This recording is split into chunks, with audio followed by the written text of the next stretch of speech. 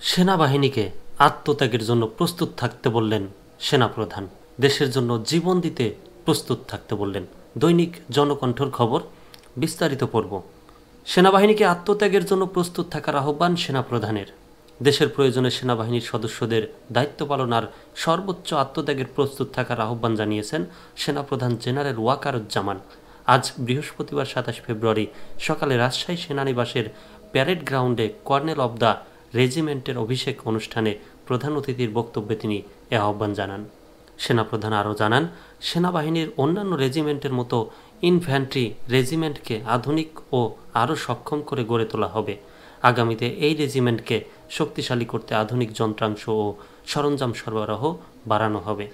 এর আগে প্যারেড পরিদর্শন করেন সেনাপ্রধান। পরে তিনি সপ্তম কর্নেল অব দ্য রেজিমেন্ট হিসেবে সামরিক রীতি অনুযায়ী বাংলাদেশ ইনফ্যান্ট্রি রেজিমেন্টের অভিভাবকত্ব গ্রহণ করেন।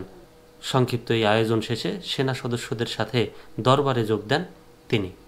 প্রধান অতিথির বক্তব্যে তিনি বলেন, আমি আশা করব বাংলাদেশ ইনফ্যান্ট্রি রেজিমেন্টের প্রতিটি সদস্য তাদের ওপর অর্পিত দায়িত্ব সর্বোচ্চ শৃঙ্খলা এবং পেশাদারিত্বের সাথে পালন করবে।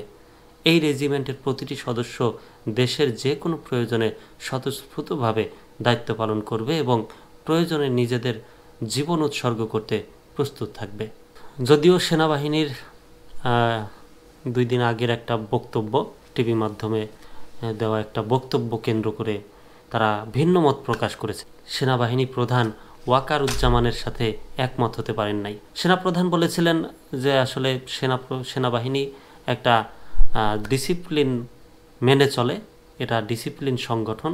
এই সদস্যদের যেন বা সেনাবাহিনীদেরকে যেন ডিসিপ্লিন ভঙ্গ বা তাদের উপরে চাপ প্রয়োগ না করা হয়।